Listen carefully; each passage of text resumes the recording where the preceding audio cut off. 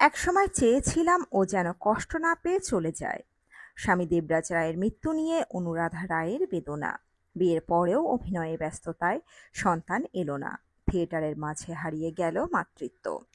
কি বলেছেন অভিনেত্রী, বিস্তারিত থাকছে এই প্রতিবেদনে।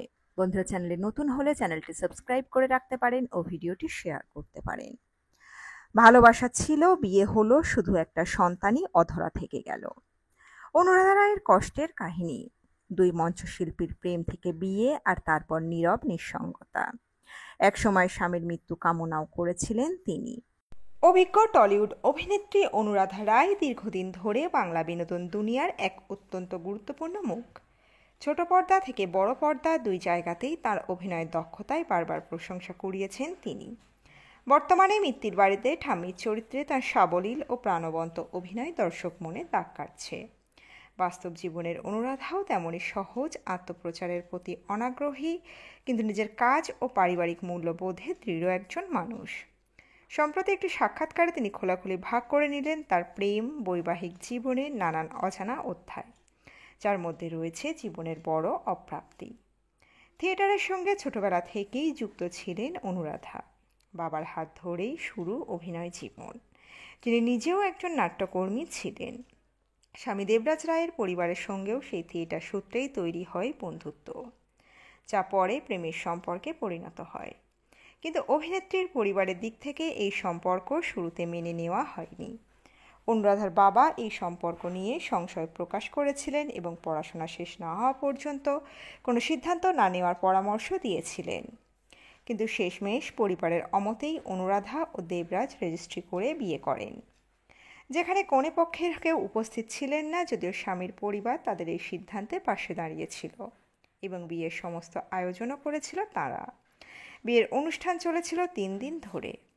বিয়ের পরেই কলেজের পড়াশোনা শেষ করেন অনুরাধা এবং থিয়েটারের কাজে নিজেকে ব্যস্ত রাখেন তিনি। তার স্বামীও অভিনয় এবং থিয়েটারের সঙ্গে সক্রিয়ভাবে যুক্ত ছিলেন। তার শ্বশুরবাড়ির পরিবারও অভিনয় জগতের মানুষ। এই দুজনের পেশাগত ব্যস্ততার মাঝে একটি বিষয়ই অধরা থেকে যায়, সন্তান। অভিনেত্রীর জীবনের বড় অপ্রাপ্তি হয়তো সেটাই। এই প্রসঙ্গে অভিনেত্রী জানান, সময় বা আলোচনা কোনোটারই সুযোগ ছিল না। থিয়েটারের কারণে তখন দেশের এই প্রান্ত থেকে অন্য প্রান্তে যাতায়াত করতেই সময় কেটে যেত। তবে আজ তাতে অভিনেত্রীর কোনো তীব্র আক্ষেপ নেই, কারণ তিনি বিষয়টিকে বাস্তবতা হিসাবে মেনে নিয়েছেন। শ্বশুরবাড়ির সদস্যরাও ছিলেন অত্যন্ত উদারমনস্ক।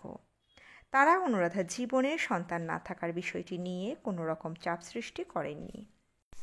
তবে দীর্ঘদিনের এই দাম্পত্যে হঠাৎই ছন্দপতন ঘটে তার স্বামী দেবরাজ রায়ের অসুস্থতার মধ্য দিয়ে। 2018 সালে সেরিব্রাল অ্যাটাকে আক্রান্ত হন তিনি।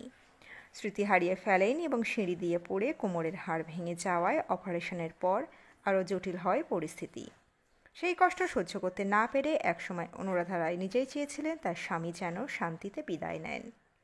পরবর্তীতে দেবরাজ রায়ের মৃত্যু অনুরাধাকে মানসিকভাবে ভেঙে দেয়। তবে সময়ের সঙ্গে ধীরে ধীরে নিজেকে সামলে মূল স্রোতে ফিরেছেন অভিনেত্রী। বর্তমানে বৌদির সঙ্গে এক ছাদের নিচেই থাকেন তিনি এবং আবারও কাজে মন দিয়েছেন বর্ষিয়ান এই অভিনেত্রী। তো বন্ধুরা, এই ছিল আজকের প্রতিবেদনে।